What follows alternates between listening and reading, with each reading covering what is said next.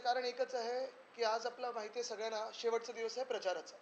आणि या धावपळीमध्ये अनेकदा वेगळ्या वेगळ्या नेत्यांनी वक्तव्य करून झालेले आहेत. जी महाझुटी महायुती आहे, त्यांच्याकडून फसव्या योजना देखील आलेल्या आहेत. आणि हे सगळं होत असताना गेले 2 वर्ष आम्ही जे लढत आहोत, ते या राजवटीच्या विरुद्ध लढत आहोत, या गद्दारांच्या विरुद्ध लढत आहोत. आणि जे मी नेहमी सांगत आलेलो आहे, की हे गद्दार ह्यांनी गद्दारी फक्त उद्धव साहेबांशी नाही केली, नुसतं शिवसेनेशी नाही केली, नुसतं पवार साहेबांशी नाही केली, तर मग एका बाजूला जी लूट चाललेली आहे, मागच्या वर्षीचा रस्त्याचा घोटाळा असेल, या वर्षीचा रस्त्याचा घोटाळा असेल, सॅनिटरी पॅड वेंडिंग मशीनचा घोटाळा असेल, वेताळ टेकडीचं जे काही त्यांना नाश करायचं ते असेल, पुण्यामधलं रिव्हरफ्रंट डेव्हलपमेंटचं असेल, हे सगळं होत असताना दुसऱ्या बाजूला आपण पाहतोय महिलांवर अत्याचार, महिलांवर जे काही हात उडवण्याचा प्रयत्न आहे तो वाढत चाललेला राज्यामध्ये. दुसऱ्या बाजूला ड्रग माफिया असेल, स्क्रॅप माफिया असेल, हे सगळीकडे चालू आहे. पण हे चालू असताना शेतकऱ्यांचं जे जे नुकसान झालं असेल, दुष्काळात असेल, कधी सततचा पाऊस असेल, कधी गारपीट असेल, कुठेही मदतीचा हात ह्या एकनाथ शिंदेच्या सरकारकडून, भाजपच्या सरकारकडून आला नाही. पण एक आरोप जो आम्ही नेहमी लावत पण आलो आणि सिद्ध पण करत आलो, कारण आम्हाला डॉक्युमेंट्स आमच्याकडे आहेत. तो महत्त्वाचा होता, की हे सरकार ना शेतकऱ्यांचं आहे, ना महिलांचं आहे, ना युवांचं आहे. हे सरकार फक्त आणि फक्त कॉन्ट्रॅक्टरचं आहे आणि या सरकारचे मालक अदानी जरी असले, तरी अदानीसोबत ह्यांचे आवडते कॉन्ट्रॅक्टर आणि ह्यांचे आवडते बिल्डर ह्यांचं सरकार आहे. 2-3 गोष्टी ज्या प्रामुख्याने मांडायच्या त्या ह्याच आहेत. काल उद्धव साहेबांनी तर सांगितलंय, की आमचं सरकार बनल्यानंतर धारावीकरांना हक्काचं घर देऊ, पण ही निविदा आहे ती रद्द करू.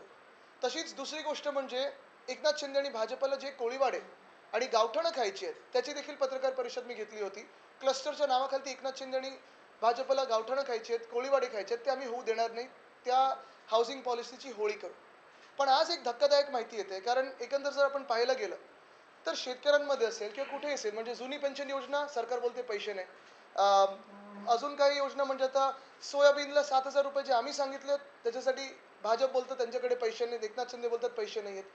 कुठेही म्हणजे कोणाला मदत करायची असेल तर पैसे नाही सांगतात. पण बरोबर जेव्हा कॉन्ट्रॅक्टरला मदत करायची असते, तेव्हा पैसे कसे येतात त्यांच्या तिजोरीमध्ये हे यांनाच माहिती आहे. आणि म्हणून आम्ही याची सखोल चौकशी ती करणार आहोत. हे कुठच्याही थराला जाऊ शकतात. आज आपण पाहिलं असेल मागाठाणेमध्ये एक पत्रक फिरवलेलं आहे त्यांनी, की आमचे जे पाटेकरजी आहेत त्यांनी पाठिंबा देऊन टाकलाय मिंदेंना. जर मिंदेंना पाठिंबा द्यायचा असतं तर तेही सुरतला पळाले असते. पाटेकरची लढत आहेत, आज पोलीस स्टेशनला बसलेले आहेत. पण ज्यांनी खोटी ती सही खोटी केली, त्यांची फोर्जिंग केलेलं आहे. त्यांनी याद राखावं, की आमचं सरकार येत आहे, जिथे जिथे प्रिंटिंग झालं असेल तिथे पण आम्ही कारवाई करणार आहोत ह्या सर्व प्रिंटर्सवर. आणि हे कोणी बनवलंय आम्हाला माहिती आहे, कारण मिंदेंच्या गँगमध्ये 1-2 लोक आमचे पण जुने ओळखीचे आहेत ज्यांना तिकीटं मिळाली नाहीत. ते सांगतात आम्हाला काय काय, समवयाचे पण असू शकतील. पण असो, आज तुमच्या समोर जो घोटाळा आणणार आहे मी, तो महत्त्वाचा आहे. तो MMRDAचा आहे. तो सरळ सरळ एकनाथ शिंदेच्याच खात्यामधला, नगरविकास खात्यामधला आहे. आपल्याला माहिती आहे, की मेट्रोची अनेक कामं मुंबईत चालू आहेत, MMR मध्ये सुरू आहेत. आणि ही कामं अनेक ठिकाणी अजूनही पूर्ण झालेली नाही आहेत. पण एक देखील तुमच्या लक्षात आलं असेल, की ह्या सगळ्या मेट्रो पिलर्सना वरचं काम पूर्ण व्हायच्या आधी, गर्डर लागण्याआधी रंगवून टाकलेलं आहे. म्हणजे काम पूर्ण व्हायचंय, पिलर पहिला लागलेला आहे, तरी रंगरंगोटी झाले, फिनिशिंगचं काम झालंय, परत गर्डर लागताना जे जे काही परत धूळ फेकवणार त्याच्यावरती आणि मग परत रंगवायचं. पण हेच करत असताना रंग कुठचे वापरलेले आहेत, एस्केलेशन कितीचं दिलंय, हे जर पाहिजे. 26/12/2022चं MMRDचं पत्र, हे आणि हे दोन्ही पत्र 26/12/2022ची आहेत. ह्या पत्रामध्ये त्यांनी नमूद केलेलं आहे, मीटिंग विथ CMRS, म्हणजे जे रेल्वेचं टेस्टिंग वगैरे बघतं ते, ही संस्था आहे CMRS, regarding inspection of metro line 2A and 7 for applying any anti carbonation paint. पण हे पेंट जे आत्ता, हेच पेंट बरोबर ह्या 2024च्या साधारणपणे तुम्हाला सांगतो 4/10/2024 ऑक्टोबरमध्ये मान्यता मिळाली एस्केलेशनसाठी. आणि हा पेंट लावायचं म्हणजे जिथे काम पूर्ण न झालं, तुम्ही मला सांगा, तुमचं घर बनवताना असेल, कुठचंही काही भिंत पण बनवताना असेल, अर्धवट कामावर कोणी रंगरंगोटी करतं का? या अर्धवट कामांवर रंगरंगोटी करण्यासाठी जवळपास 74,41,92,179 रुपये वापरले गेलेत. हे एस्केलेशन आहे, 74 कोटी. म्हणजे तुम्ही विचार करा, ह्यांना BSc ला पैसे द्यायला पैसे नाहीत, जुनी पेन्शन योजनेला पैसे नाहीत, पगार असतील, ग्रॅच्युइटी असेल, पेन्शन नाही, दिवाळी बोनस असेल पैसे नाही, पोलीस हाऊसिंगसाठी पैसे नाहीत, सोयाबीनला 7,000 पैसे नाहीत. कापसासाठी पैसे नाहीत असं भाजप आणि एकनाथ शिंदेचं सतत म्हणणं राहिलेलं आहे. मग नेमकं हे एस्केलेशनसाठी इथे 74 कोटी असतील, पुण्यामध्ये तो मध्ये एक मास ट्रान्झिट रोड होता 20,000 कोटीचं एस्केलेशन असेल, मुंबई पुणा मिसिंग लिंकवर 6,500 कोटीचं एस्केलेशन असेल. हे एस्केलेशनचे पैसे नेमके कशासाठी, कोणासाठी, कोण देते सुप्रमा, आणि हा घोटाळा नाही तर अजून काय आहे, हा प्रश्न आहे.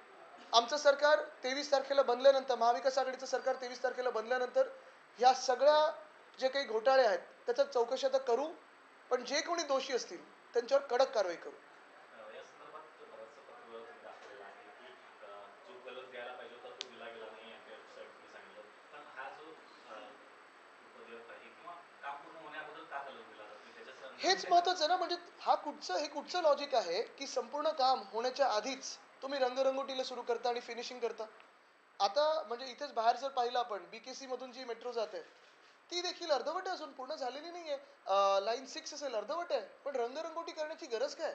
नीट नेटकेपणा आम्ही समजू शकतो, स्वच्छता आम्ही समजू शकतो, पण एवढं मोठं कॉन्ट्रॅक्ट त्याच्यावर एस्केलेशन देऊन 74 कोटीचं एस्केलेशन. हे पैसे कोणाचे? ते जनतेचे पैसे आहेत, त्यांच्या खोक्यातले पैसे नाही आहेत.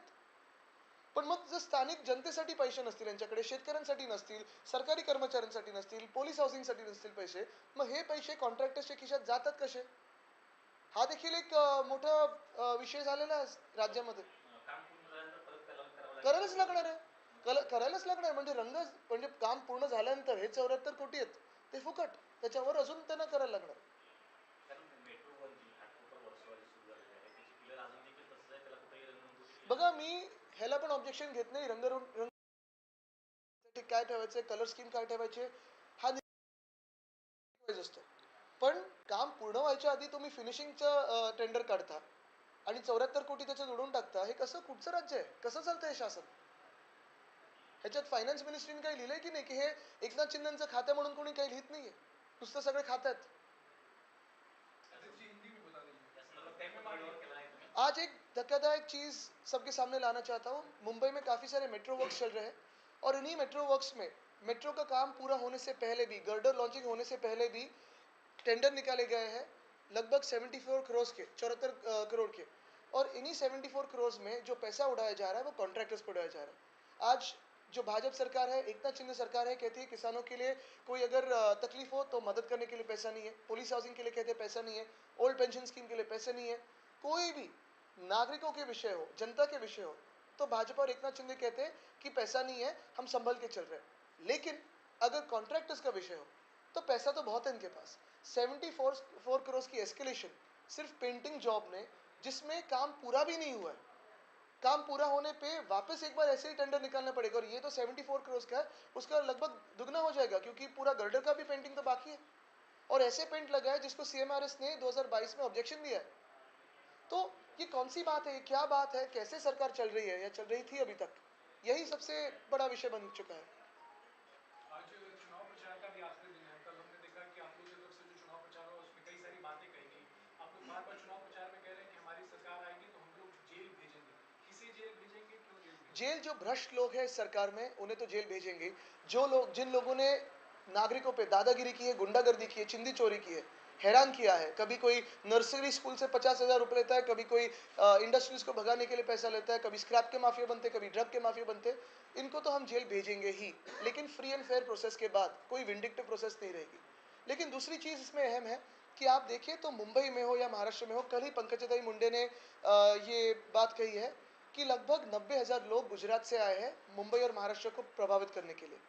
यानी एक ही बात तय है कि अगर महाराष्ट्र में महाविकास आघाड़ी चुनाव जीतेगी तो महाराष्ट्र की जीत होगी, अगर महाराष्ट्र में भाजपा जीतेगी या एकनाथ शिंदे जीतेगी तो गुजरात जीतेगा. ये ऐसे बात अभी स्पष्ट हो चुकी है. पंकजाताई ने तो ये बात कल कह दी सभा में कि गुजरात से 90,000 लोग आए प्रचार के लिए महाराष्ट्र में. क्यों आए, क्यों हमारे लोगों को प्रभावित करना चाहते हैं? इतना क्या है इस महाराष्ट्र में कि गुजरात से 90,000 लोग आए हमारे लिए प्रचार करने के लिए, गुजरात भाजपा के लिए प्रचार करने के लिए. उद्धव जी ने भी कहा कि जो हम पे हमला करेगा उसे हम काटेंगे और जरूर काटेंगे. तो उसमें दो राय कहाँ है? आचारसंहितेच्या पूर्वीच टेंडर निघाले, कॉन्ट्रॅक्ट देखील देण्यात आले होते अवघे काही दिवस आधीच. पण या संदर्भात देखील आपलं सरकार आल्यावर आपण समिती नेमणार आहे की त्याची बघा, तुम्हाला सांगू एक महत्त्वाचं, आम्ही तर पहिलं सांगितलं आमची पंचसूत्री जाहीर झाली. महिलांसाठी 3,000 रुपये, 6 गॅस सिलेंडर, एसटी BST बस पास मोफत, सगळ्या शहरांमध्ये बस पास मोफत आहे. तसंच 25 लाखापर्यंत कॅशलेस ट्रीटमेंट आहे आरोग्याची. तरुण बेरोजगारांना 4,000 रुपये देणार आहोत. जातीय जनगणना करणार आहोत. शेतकऱ्यांना 3 लाखापर्यंत कर्ज माफ करणार आहोत. पण हे सगळं आम्ही एका बाजूला करत असताना भाजपची नुसतं एक सूत्र कारभार चालू आहे, एक पात्री कारभार चालू आहे. सबका मालिक अदानी आहे. धारावी पण अदानीच्या घशात, कोळीवाडे पण अदानीच्या घशात, गावठण पण अदानीच्या घशात, डोंगर पण अदानीच्या घशात, लेक्स पण अदानीच्या घशात. कधीतरी अपचन होणार की नाही? जेलुसील द्यायला लागणार की नाही त्यांना? मग समिती बसवणार का या सगळ्या समिती काय, मंत्रिमंडळच आमचं बसून महाविकास आघाडीचं हे सगळे जे निर्णय आहेत, महाराष्ट्र हिताचे निर्णय, आपल्या भूमिपुत्रांचे निर्णय आम्ही घेऊ. काल DKCली सभा झाली त्यामध्ये रिकाम्या पक्षांचे फोटो ट्विट केले आहेत मुंबई भाजपने. चांगलं ना, पण ते स्वतःच्या सभेतले पाहावे त्यांनी. शिवतीर्थांवर सभा घेण्याची हिंमत केली. ज्या शिवतीर्थांवर माझ्या आजोबांचं म्हणजे वंदनीय हिंदू सम्राट बाळासाहेब ठाकरेंचं स्मृतीस्थळ आहे, तिथे त्यांचा अपमान करून, ज्यांनी त्यांचा पक्ष फोडला, त्यांच्या मुलाला नकली संतान म्हटलं, त्यांनी तिथे येऊन सभा घेतली. आणि जसं रिकाम्या खुर्च्या होत्या तशी रिकामी मन आणि रिकाम्या हृदय होतं तिथे. धन्यवाद. सॉरी, मागाटणे. तुम्ही सर मागाठाण्याचा उल्लेख केला, त्यामध्ये तुमचे तिथले उमेदवार हो. उदेश शांताराम पाटेकर यांच्या विरोधामध्ये किंवा यांच्या नावाने एक पत्रक छापलेलं आहे आणि ते पत्रक सध्या वाटत सुरू आहे. बघा, भाजपच्या प्रकाश मनात आंबेडकरचं नाव समोर येत आहे. भाजप आणि एकनाथ शिंदेच्या मनात एवढी भीती आहे आणि हे कोणी केलं आम्हाला कळलेलं आहे. हे टॅक्टिक पण आम्हाला माहिती आहे त्यांनी काय केलेलं आहे. पण हेच जे पत्रक आहे, जर निवडणूक आयोगाने ह्यांच्यावर कारवाई केली नाही आणि ते जे कोण ते नाही, दुसरं नाव काय त्यांचं, जाऊ दे, कशासाठी फेमस झाले मला माहित नाही, पण त्यांच्यावर निवडणूक आयोगाने कारवाई केली नाही तर आम्ही समजू निवडणूक आयोग हे भाजपची भांडी घासतं. धन्यवाद.